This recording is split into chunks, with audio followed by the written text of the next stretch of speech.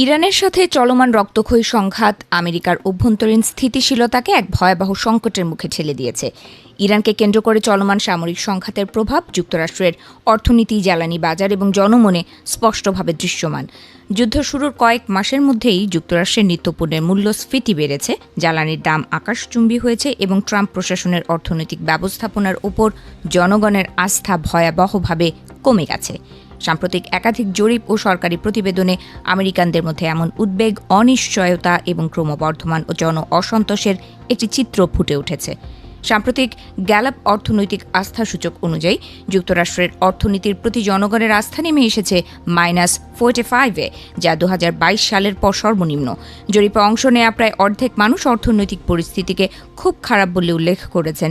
অধিকাংশ উত্তরদাতা মনে করছেন পরিস্থিতি দিন দিন আরও অবনতির দিকে যাচ্ছে।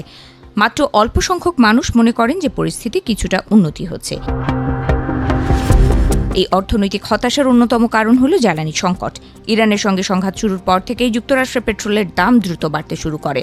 যুদ্ধের আগে যেখানে প্রতি গ্যালন পেট্রোলের গড় মূল্য ছিল $3 নিচে, সেখানে বর্তমানে তা বেড়ে দাঁড়িয়েছে প্রায় $4.55।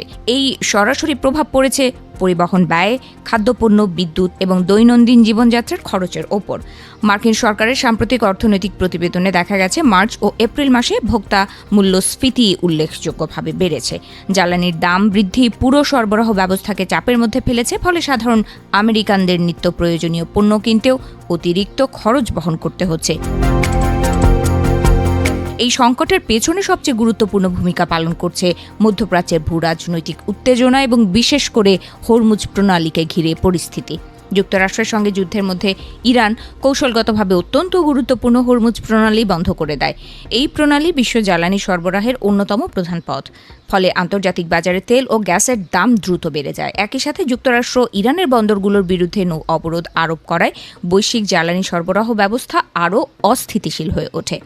বিশ্বের অন্যতম বৃহৎ তেল উৎপাদনকারীদের হওয়া সত্ত্বেও যুক্তরাষ্ট্র এই সংকট থেকেও রক্ষা পায়নি, কারণ আন্তর্জাতিক বাজারে জ্বালানির মূল্য বৈশ্বিক সরবরাহ চাহিদার উপর নির্ভরশীল। ফলে মধ্যপ্রাচ্যে সরবরাহ বিঘ্নিত হয়, মার্কিন ভোক্তাদেরও বাড়তি মূল্য দিতে হচ্ছে। এই পরিস্থিতি যুক্তরাষ্ট্রের অভ্যন্তরীণ রাজনীতিতেও বড় ধরনের চাপ তৈরি করেছে। যুদ্ধকে কেন্দ্র করে ট্রাম্প প্রশাসনের প্রতি জনসমর্থনও কমতে শুরু করেছে। নিউ ইয়র্ক টাইমস সিএনএ পরিচালিত এক জরিপে দেখা গেছে মাত্র 31% আমেরিকান ভোটার ইরান যুদ্ধ পরিচালনায় ট্রাম্পের ভূমিকার প্রতি সমর্থন জানিয়েছেন। অধিকাংশ মানুষ মনে করছেন এই যুদ্ধ যুক্তরাষ্ট্রকে অর্থনৈতিক ও রাজনৈতিকভাবে দুর্বল করে তুলছে।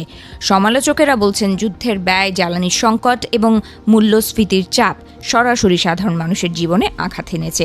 কিন্তু এসব উদ্বেগকে গুরুত্ব না দিয়ে ট্রাম্প প্রশাসন এখনো কঠোর অবস্থানে রয়েছে। আমেরিকার রাজনীতিতে একটি ঐতিহাসিক ট্রেন্ড আছে, আর তা হল মধ্যবর্তী নির্বাচনে ক্ষমতাসীন প্রেসিডেন্টের দল আসন হারায়। বর্তমানে ইরান যুদ্ধ এবং অর্থনৈতিক ধস আসন্ন মধ্যবর্তী নির্বাচনে ট্রাম্পের দল রিপাবলিকান পার্টির ভরাডুবির সম্ভাবনাকে আরও বাড়িয়ে দিচ্ছে।